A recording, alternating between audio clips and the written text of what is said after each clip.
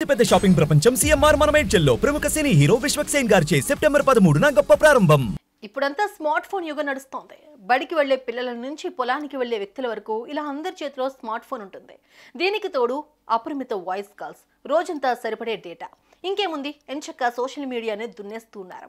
ఇక చదువుకునే యువతి యువకులు మాత్రం ఫేస్బుక్, స్నాప్చాట్ అంటూ సామాజిక మాధ్యమాల్లో కాలక్షేపం చేస్తున్నారు. మరీ ముఖ్యంగా ఇన్స్టాగ్రామ్లో వాలిపోతూ రీల్స్ చేస్తూ తెగ ఎంజాయ్ చేస్తున్నారు.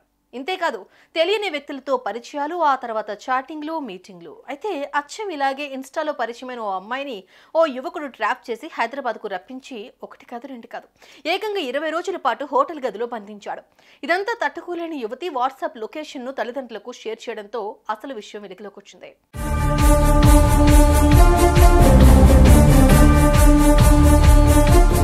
ఇక విషయానికి వస్తే నిర్మల్ జిల్లా భైంసాకు చెందిన ఓ యువతికి గతంలో ఇన్స్టాలో ఓ యువకుడు పరిచయమైనట్లుగా తెలుస్తోంది. అలా కొన్ని రోజుల పాటు ఇద్దరు చాటింగ్ చేసుకున్నట్లుగా సమాచారం. దీన్నే ఆసరాగా చేసుకున్న ఆ యువకుడు ఆ అమ్మాయికి మాయమాటలు చెప్పి తన ముగ్గులోకి దింపుకున్నాడు. ఆ తర్వాత ఏం జరిగిందో తెలియదు. మొత్తానికి ఆ యువతిని ట్రాప్ చేసి హైదరాబాద్కు రప్పించుకున్నాడు. అనంతరం ఆ అమ్మాయిని నారాయణగూడలోని ఓ హోటల్లో బంధించాడు.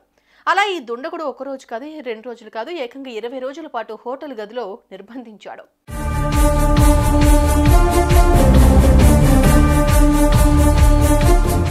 అయితే కూతురు ఆచూకీ కోసం ఆమె తల్లిదండ్రులు చాలా చోట్ల వెతుకుతున్నారు. కాగా ఈ క్రమంలోనే ఆ అమ్మాయి తల్లిదండ్రులకు తానున్న లొకేషన్ను వాట్సాప్ ద్వారా షేర్ చేసింది. దీంతో వెంటనే అలర్ట్ అయిన బాధిత యువతి తల్లిదండ్రులు షీ టీమ్స్ను ఆశ్రయించారు. దీంతో పోలీసులు హోటల్లో ఉన్న ఆ అమ్మాయిని రక్షించి నిందితుడిపై కేసు నమోదు చేశారు.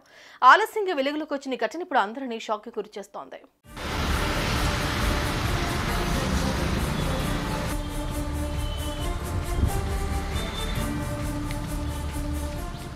ఈ ఘటనపై పోలీసులు సీరియస్ అవుతూ కీలక సూచనలను చేశారు. దయచేసి మీ పిల్లలపై ఒక కంట కన్నేసి ఉంచండి, లేదంటే ఇలాంటి మాయగాళ్ల ట్రాప్ లో పడి జీవితాలను నాశనం చేసుకుంటారు అంటూ సూచించారు.